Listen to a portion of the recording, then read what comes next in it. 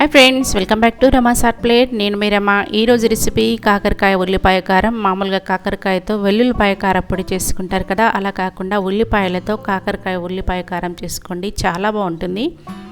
టేస్టీగా ఉండే కాకరకాయ ఉల్లిపాయ కారం మీకు పర్ఫెక్ట్గా రావాలంటే వీడియో ఎండ్ వరకు చూడండి.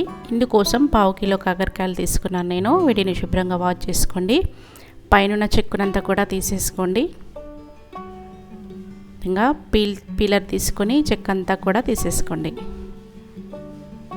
చేదు అనేది ఉండదు. మొత్తం తీసిన తర్వాత మళ్ళీ ఒకసారి శుభ్రంగా కడగండి. ఇలా కడిగిన వాటిని చివర్లు 2 కూడా కట్ చేసుకోండి. అన్నీ కూడా వీడియోలో చూపిస్తున్నట్లుగా ఈ సైజులో ఉండేలాగా కట్ చేసుకోండి. మనకి స్టఫ్ చేయడానికి ఈజీగా ఉంటుంది కదా, సో అందుకని అన్నీ కూడా ఈ సైజులో కట్ చేసుకోండి.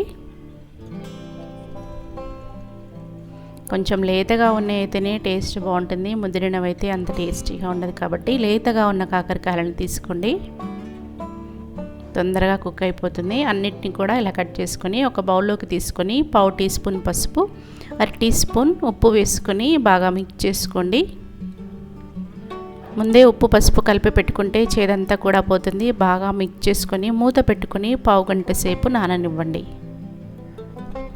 ఇప్పుడు ఇందులోకి స్టఫింగ్ని ప్రిపేర్ చేసుకోవాలి. మిక్సీ జార్ తీసుకొని పెద్ద సైజువి 4 ఉల్లిపాయలు తీసుకొని పొట్టు తీసుకొని ఈ విధంగా కట్ చేసుకోండి. ఇవి దాదాపుగా 1/2 కిలో ఉంటాయి. ఇప్పుడు ఇందులో 10 వరకు వెల్లుల్లిపాయలు వేసుకోండి. 1/2 టీ స్పూన్ జీలకర్ర వేసుకోండి. ఉసిరికాయ ఇంత సైజు చింతపండును తీసుకొని నానబెట్టుకొని వేసుకోండి. అలాగే 1 టేబుల్ స్పూన్ కారప్పొడి వేసుకోండి. మీరు తినే స్పైసీనెస్ని బట్టి యాడ్ చేసుకోండి. రుచికి సరిపడినంత ఉప్పు వేసుకొని మూత పెట్టుకొని స్మూత్ పేస్ట్ లాగా గ్రైండ్ చేసుకోండి. ఇలా గ్రైండ్ అవ్వాలి. ఇది స్టఫింగ్కి చాలా బాగుంటుంది.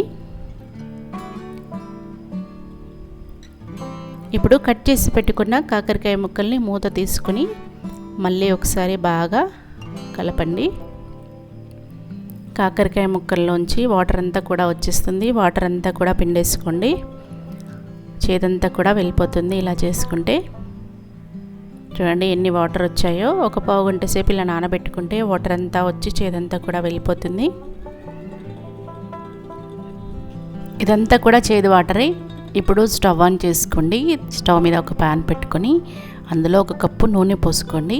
నూనె కొంచెం ఎక్కువగా తీసుకోండి. నూనె వేడెక్కిన తర్వాత కట్ చేసి పెట్టుకున్న కాకరకాయ ముక్కల్ని వేసుకొని ఫ్రై చేసుకోండి. ఫ్రై చేసుకొని స్టఫింగ్ ప్రిపేర్ చేసుకుంటే ఉల్లిపాయ పేస్ట్ అనేది పచ్చివాసన లేకుండా చాలా బాగుంటుంది. ఫ్రై చేయకుండానే స్టఫింగ్ ఫిల్ చేసుకుంటే ఉడకకుండా లోపల పచ్చిగా ఉండి అసలు టేస్టీగా ఉండదు. కాకరకాయ ముక్కలన్నీ కూడా ఫ్రై అయిపోయాయి. వీటిని ప్లేట్లోకి తీసుకొని చల్లారనివ్వండి.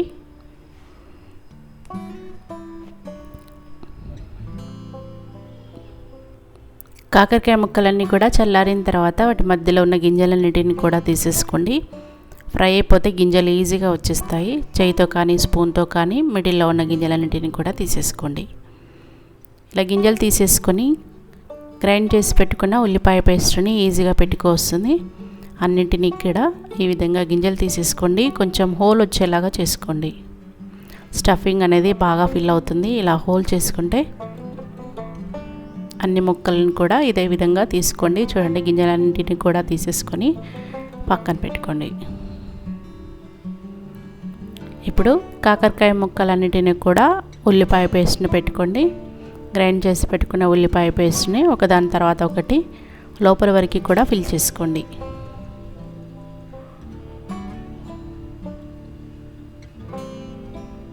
చింతపండు వేసుకోండి. పుల్లగా చాలా బాగుంటుంది. కొందరు చింతపండు వేయకుండానే చేస్తారు, టేస్టీగా ఉండదు. సో ఉప్పు కారం మీ అడ్జస్ట్మెంట్ని బట్టి యాడ్ చేసుకోండి. ఈ పేస్ట్ని ఒకసారి టేస్ట్ చూసుకోండి. ఉప్పు కరెక్ట్గా లేకపోతే యాడ్ చేసుకోండి. అన్నిటినీ కూడా ఈ విధంగానే ఫిల్ చేసుకోండి.